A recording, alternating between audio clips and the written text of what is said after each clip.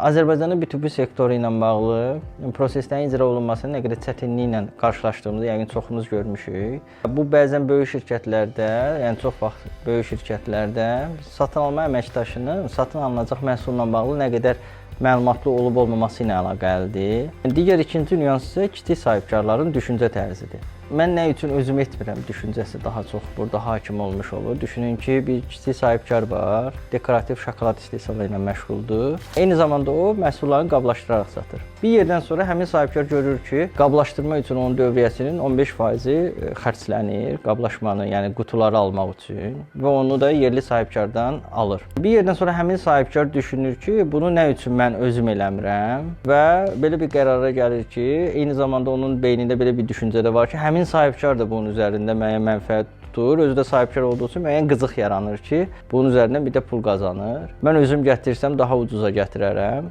Təbii ki, yol pulu da daha ucuz başa gəlsin deyə toplu şəkildə 5-6 aylıq qutunu, belə deyim, sifariş vermə qərarına gəlir, idxal eləyir. Nəticədə həm əlavə anbar yeri zəbt olunmuş olur, həm bu prosesin icrası üçün bir əməliyyat xərcləri və eyni zamanda bir enerji sərf olunmuş olur. Və də əsası isə pasiv şəkildə bir maliyyə, bir müddətli anbarda yatmış olur. Müəyyən yerdən sonra sahibkar anlayır ki, özünün ana fəaliyyəti ilə bağlı prosesləri icra eləmək üçün əməkdaşlarına ödəməyə yetərli qədər maliyyə gücü qalmayıb. Çünki anbarda 15-20 minlik qutu var və əlində isə maliyyə yoxdur. Buna görə düşünürəm ki, bir sahibkar üçün, xüsusilə kiçik sahibkar üçün öz ana fəaliyyətindəki stabilləşməni əldə eləmədən yan fəaliyyətlərə, bunun kimi xərci azaldıcı fəaliyyətlərə keçmək məntiqli deyil.